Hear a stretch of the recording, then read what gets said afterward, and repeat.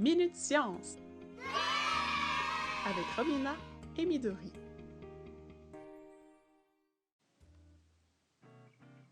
Aujourd'hui, nous allons parler des plantes. Après le visionnement de cette vidéo, l'élève sera en mesure de nommer et de repérer les différentes parties de la plante: racines, tiges, feuilles, fleurs, graines. Cette activité lui servira aussi à développer ses connaissances quant aux fonctions de ces parties propres aux végétaux.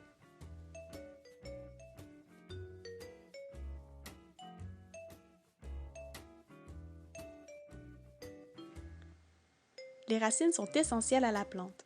Elles servent à aller chercher l'eau dans la terre qui contient les sels minéraux qui lui servent à pousser. Les racines sont nombreuses et elles sont reliées à la tige.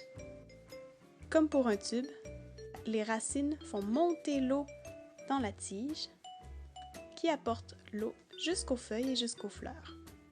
Sur la feuille, on aperçoit des lignes. Ces lignes, ce sont des nervures. Elles servent à transporter l'eau ou la sève à l'intérieur ou à l'extérieur de la plante. Les feuilles servent à filtrer l'air. Elles transforment l'air pollué en air beaucoup plus pur. La tige peut être longue ou courte, rugueuse ou lisse, mais elle mène toujours à une fleur ou à une feuille. Les pétales des fleurs servent entre autres à attirer les insectes par leur couleur très voyante. Elles servent aussi à protéger le centre de la fleur qui lui est très important car il contient les graines. Les graines que l'on voit au centre de la fleur contiennent et protègent l'embryon de la plante pour ensuite donner d'autres petites plantes. Vous êtes curieux de voir à l'intérieur de la tige? Regardez bien.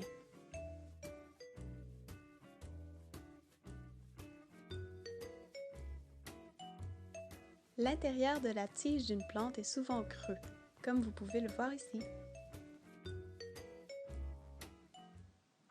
La Minute Quiz. Attention, gardez votre réponse dans votre tête.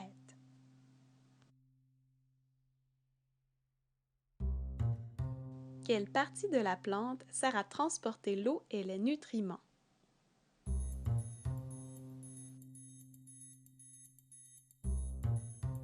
Bien joué, c'est bien la tige. Quelle partie de la plante absorbe l'eau et les sels minéraux de la terre?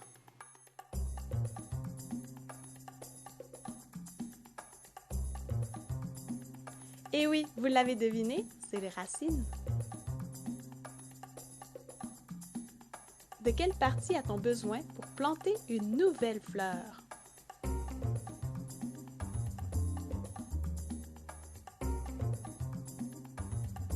Évidemment, nous avons besoin de graines. Merci d'avoir participé à la Minute Science.